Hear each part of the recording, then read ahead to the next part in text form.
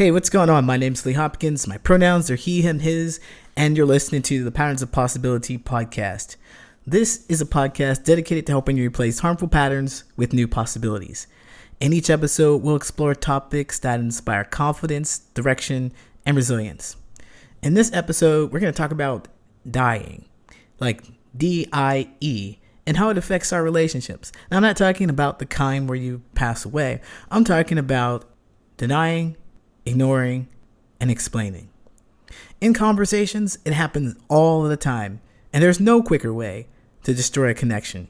So today we're going to explore what it looks like, how you can spot it, and what you can do about it. Are you ready? Let's go.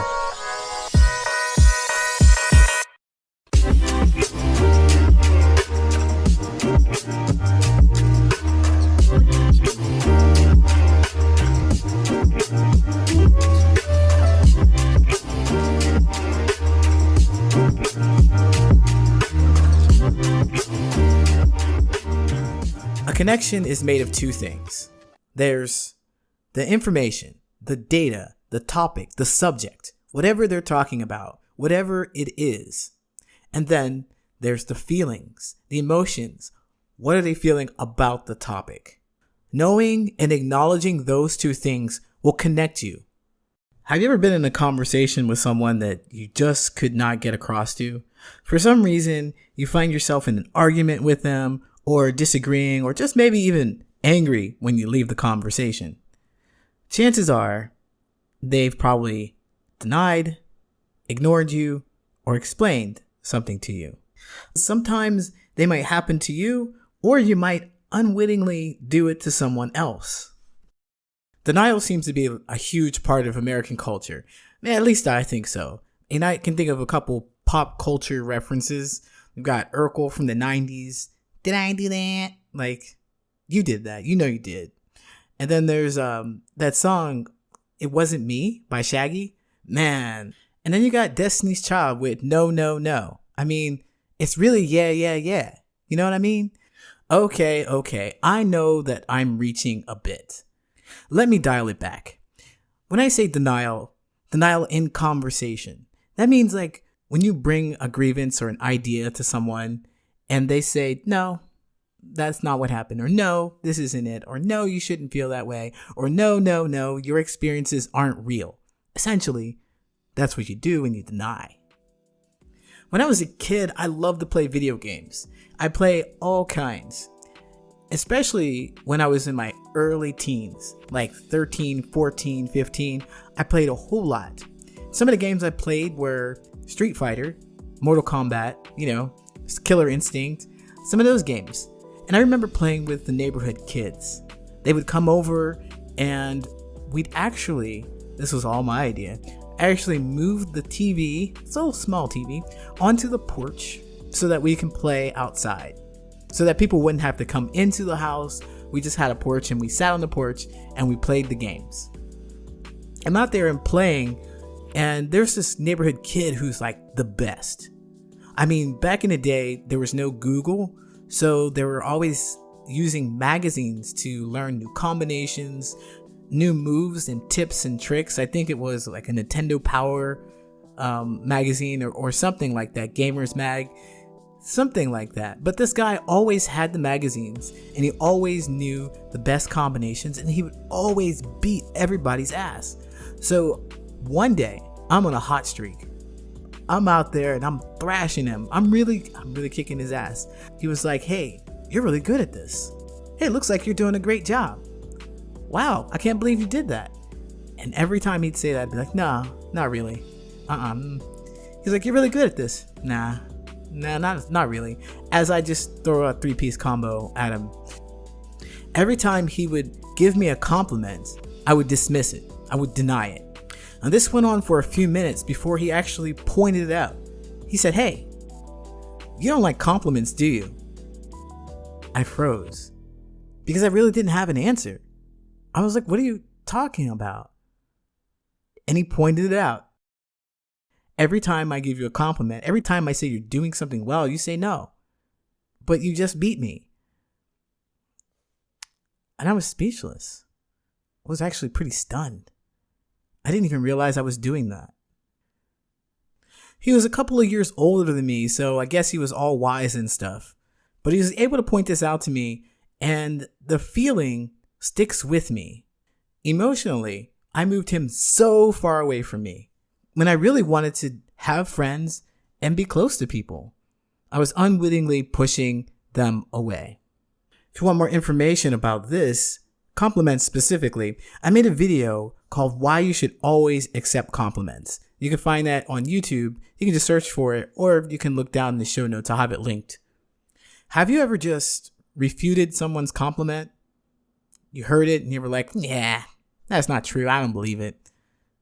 Or maybe you've gotten a bad haircut and you tell your friend, hey, I don't like my haircut. I don't like the way it's done. And they say, oh, no, it looks great. It looks great on you. Let me tell you, that is a river in Africa. Denial. You have just disconnected. You killed the conversation. Instead of doing that, you might want to try listening to them and validating how they feel about it. It may be difficult at first, especially for that person who has the jacked up haircut. You don't want them to feel bad, but actuality, the haircut is bad. Don't disconnect from them because you want them to feel how you want them to feel. Don't deny. Just go along with it and validate their feelings. Listen to them. The next one is I. I for ignore. Now, ignore is like denying, but it's passive. It's kind of passive. It's like you don't acknowledge it. You don't say it's wrong. I think ignoring is worse than denial because, well, when you deny someone, you acknowledge that they exist. You acknowledge what they said. But when you ignore someone, you just don't at all. The most egregious thing that I can think of in my example of ignoring people, something that I've done, was having a conversation with someone. We're talking, just me and her. We're just talking. And they say a whole bunch of stuff. And then I ask them the question that they just answered. They just explained everything to me and I asked them again. And they said, what did I just say? And I was like, I don't know. Man. But it was just like that in our conversation. Complete disconnect. I wasn't there. I wasn't present. Pay attention to when it happens. Also, there's an emotional component to it. You can also ignore the entire conversation, all the information, all the data, but you can also ignore the feelings that someone has about a thing, right? So you acknowledge that there's a monster under your kid's bed. Your kid thinks there's a monster, but you tell them, go back to bed because there's nothing to be afraid of. So their feelings aren't important. You want to pay attention to that because it creates an instant disconnect. And you kill the connection. And you teach people that they'll get more engagement by talking to a wall instead of talking to you. Listen, it's really important to note that even if you weren't ignoring what they were saying, you have to let them know that you weren't ignoring what they were saying. They don't know. When people have a one-on-one conversation with you, most times they're looking for acknowledgement of what they said. It's like, well, imagine that you have a stone and you're going to throw it into a placid lake, right? You have this medium-sized stone, maybe it's the size of a golf ball. You throw it out there and it hits the lake and nothing. No ripple, no waves, no plop, no nothing. You'd look at that and think, well, what happened? I need to do it again because I was expecting some waves. So maybe this time you get a bigger rock. Get something like a potato-sized rock. And you throw it out there and nothing happens. Same thing again. Same thing happens. You expect a ripple, plop, no noise, nothing. So, of course, if you really want this wave, if you're really trying to make this impact, you're going to get something bigger to try again. You're going to try again. And that's like what our conversation is. You have to acknowledge an impact if you're the one being talked to. Because it's like, imagine that same scenario and your buddy is standing right next to you. You throw this rock into the lake and you don't see anything. Bloosh, nothing. But your friend, your buddy who's standing right next to you says, yeah, wow, that was amazing. Did you see the big splash? It was huge. And you're like, no, nothing happened. No, I saw it. Really, you didn't. And you're like, no. So you're not on the same page. You think that you weren't being effective, but in their experience, you were. Make sure to let the other person know that you got their message, because they're not seeing and experiencing what you are, right? If you don't acknowledge that there was an impact, then there's no connection. The best way, the most spectacular, the most interesting way to kill a healthy connection is with explaining. Explaining takes a lot of effort, takes energy, it takes time. It's the worst because it does exactly what the D and the I does. It denies and it ignores. Man, we hate this, don't we? We hate when people mansplain things to us. We hate when people tell us that we're confused. Man, they're so condescending. We don't like those people. They don't listen to anything we say, but then tell us how we're wrong about everything. What's up with that? I want to say that this kind of behavior is disconnecting. It is, but not always. At the beginning of this, when I started talking about explanations, I said that it can ruin or kill a healthy connection. And in place of that, you get an unhealthy connection. Instead of talking about an abstract thing like your feelings, you now start talking about something that's more concrete and something that everyone else or many other people in the world have to agree on, have to look at and say, yes, it is like that. You're stuck. You get stuck or connected into proving who's right and who's wrong. Essentially, when someone brings out this explanation, they bring out all their experiences and whatever, and they tell you that whatever you did and however you're thinking is wrong, and here are some reasons why. And usually, the thing we want to do is defend ourselves. No, we're right because of this. We get locked into that. We move away from the original topic of the conversation, and we move on to how your feelings have changed from feeling like whatever news that you shared with this person, whatever information, other joy or whatever you had, it has now shifted. You're wrong, you're right, you're wrong, you're right. Just keep going back and forth. And that's a connection because you're still talking, you're still engaging with each other, but it doesn't really bring much understanding between you two. And that's what you're looking for when you're making a connection. A genuine, a deep connection is understanding. So either one of you in this situation, whoever is the person who figures it out first, who realizes that, oh yeah, we're just going to argue, or we're just not going to see eye to eye, or, this conversation isn't moving nowhere, or you're feeling this disconnection. If you're the one that feels that, what you would do is validate their point of view. Boom, right there, stop, validate, full stop. And that disrupts this whole idea of being right or wrong, because you're now back to this abstract thing where you're talking about how their view of the world is right. Of course, it would be right because it's their view, right? I mean, correct? It's their point of view. So, of course, they're going to believe in it. And one of you may have to just give up on the idea of being heard. Depending on how disinterested you discover they are in hearing what you have to say, then you may just have to give up on the idea of having yourself understood or being connected from their side. You can always make your connection because you can always understand what they're talking about and where they're coming from.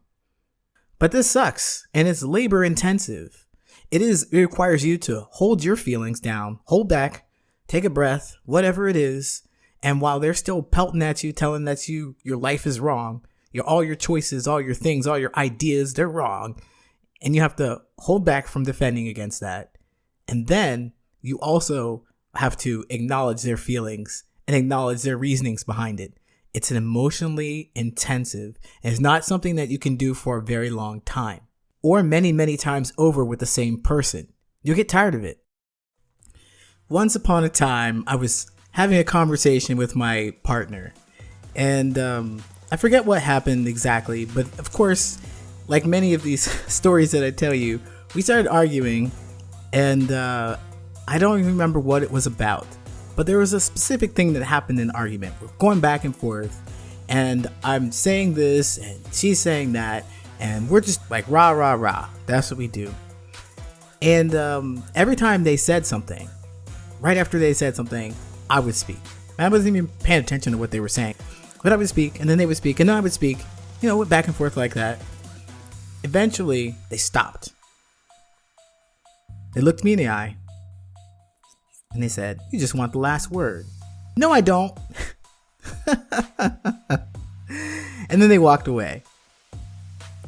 Wow. I didn't even realize it, but I did want the last word, and I got it. Did that make us more connected? I think I might say no on this one, but it did make us less distant. We didn't keep fighting and rehashing. Once she realized what this fight was about, she gave it what it needed, then it ended. I was not trying to listen to anything she said, and she was done trying to get her point across. And this is how I recommend that you handle these explanations. Basically, recognize that they're trying to explain something to you and let it be that. Give up on this idea of you getting your point across, especially if you tell them that you understand what they're talking about. Try 3 times and then quit. The 3rd time, it's a pattern. It's always going to be like that unless they get some kind of realization or reckoning that happens to them. They will continue what they're doing because that's their pattern. Well, there it is. That is it. That is D.I.E. The D, the I, and the E. Denying, ignoring, and explaining. Those are really easy ways to destroy, to kill a genuine connection. What I hope you'll do is recognize when you deny, ignore, or explain to someone. And recognize when it's being done to you, so that you're not stuck in a pattern of just reacting to these feelings that you have. Check the beat, your beliefs, emotions, actions, and thoughts. Because when any of those things happen, denied, ignored, or explained to, it may trigger a belief in you that you have to get your point across. So now your emotions are determination and tenacity and even anger. Then maybe your anger and determination gets you to raise your voice or to push them, thinking that those actions will get your point across. Definitely check your beat, your beliefs, emotions, actions, and thoughts. If you change any one of those things, all of them will change. Be aware of what you're doing in the situation. You'll develop a new pattern and find a new possibility.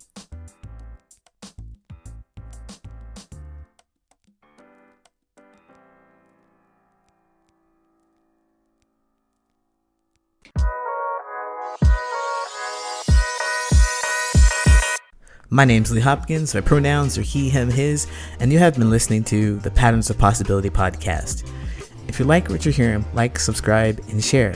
Follow me on Instagram at Patterns of Possibility. I go live Thursdays at 6 p.m. Central Standard Time, and you can find me at Patterns of Possibility on YouTube, LinkedIn, and other social medias. All right, until next time, take care.